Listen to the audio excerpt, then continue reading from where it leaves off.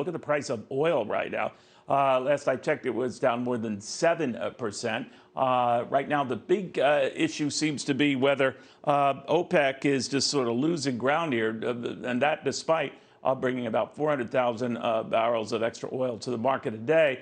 And concerns here that it might be, well, too late here, that there could be a global slowdown going on. Andy Lipow joins us, the Lipow Oil Associates, the keeper of all things oil. Andy, very good to see you.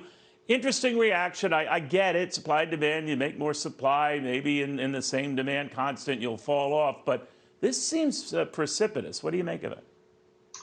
Well, I think two things are happening. First, as you mentioned, OPEC has agreed to increase their oil production by 400,000 barrels a day, but they're going to do this over the next 14 months and completely restore the 5.8 million barrels a day that they had cut due to the pandemic. Now, that, of course, is happening at the same time that we're seeing worries on the demand side of the equation from the Delta variant. And we see this especially happening in Asia, in countries like Australia, Korea, and now with the Tokyo Olympics. So the market is quite worried that while today the market is quite tight on crude oil supply, as we move forward over the next couple of months, it gets looser into an oversupplied situation. And as a result, prices are falling.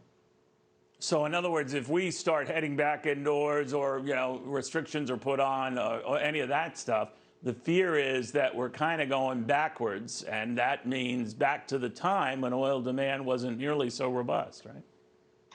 Well, that's exactly right. And we can see this really shaping up on international travel, where the business traveler and the number of flights that are going overseas are still constrained. And of course, that consumes jet fuel, which in turn is coming from crude oil.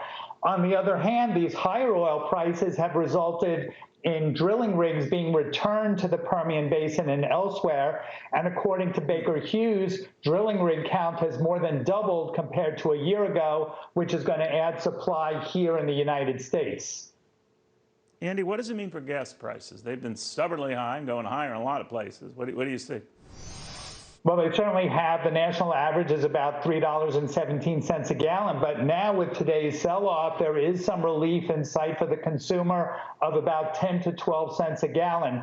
Now, given that gasoline demand is going to be still robust over the balance of the summer, I expect the national average to still be about $3 a gallon by the end of Labor Day. All right, so we have a little more haul of this. All right, Andy, great talking to you. Andy Lipow, Lipow Oil Associates, on uncanny read of these crazy markets. They are crazy, aren't they?